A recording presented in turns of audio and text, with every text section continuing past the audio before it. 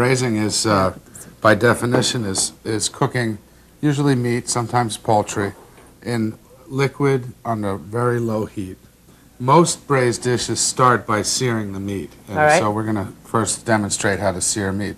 And we start by seasoning it with salt and pepper. And you can choose what kind of pepper, whatever. Okay, I'll use this one just because we used the cracked pepper before. Okay. Just for different. Okay. And we'll season this meat very well all around. And then I'm going to pass it to you, and we're going to dredge it in flour. And that's going to help it, give it a nice crust and help it brown very evenly. And we'll knock off the excess flour before we put it into this. Okay, now this I don't do. I don't do this, so I should dredge it in flour. This helps it to brown. And then also what will happen later is that cooked flour will release into the juices and will lightly thicken your. Okay, and we're going into some fat here? Yep. And this is what kind of fat?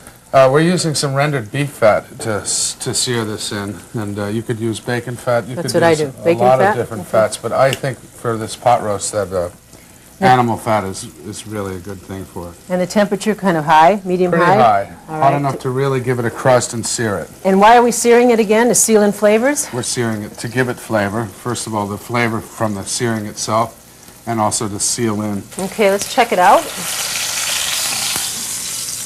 Not yet, huh? Not browned yet. A little longer.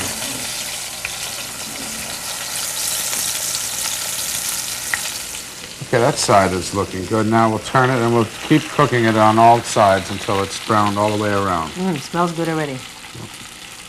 Now we're turning it onto its last turn. And that is now going to be completely browned all the way around. Which is all searing means, so that takes care of That's searing. right. It only means browning. And now we lower the heat. We're going to lower the heat just a little, and on this last turn while it's browning, I'm going to add some very finely chopped vegetables, some carrot, some onion, and a little bit of garlic. And this is just for flavor. And this is for flavor, and these vegetables are cut very small, and the sauce is going to cook for so long that basically these will just disappear and kind of melt away into the sauce. I'm going to let them brown with this meat at the last minute. Let me just tilt this one so you can see this. See that? Those tiny little vegetables all will blend away, huh? They'll basically just melt away with the pot roast. Now we add the liquid? We're going to add liquid. Now, at this point, there's a lot of variations. I like a little red wine, and so I'm going to add a little red wine. Why not? You're in charge. You're entitled.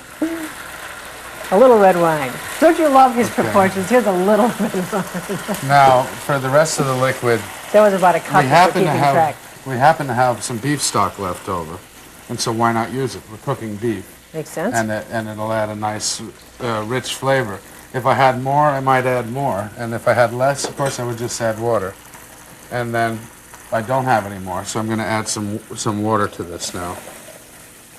And you're building to, it looks like half a pot of liquid. Yeah, almost between a half and 2/3. All right. So that's just a little more than half, and that's just fine. And I'm going to add a little bit of fresh thyme to this. And in choosing the herbs, you just choose what you like, right? What tastes good to you? I do. There's certain combinations that always work well, and fresh thyme really works well with almost all the meats. I wouldn't want rosemary or tarragon necessarily with this, whereas if this was a lamb stew, I might like the rosemary and tarragon.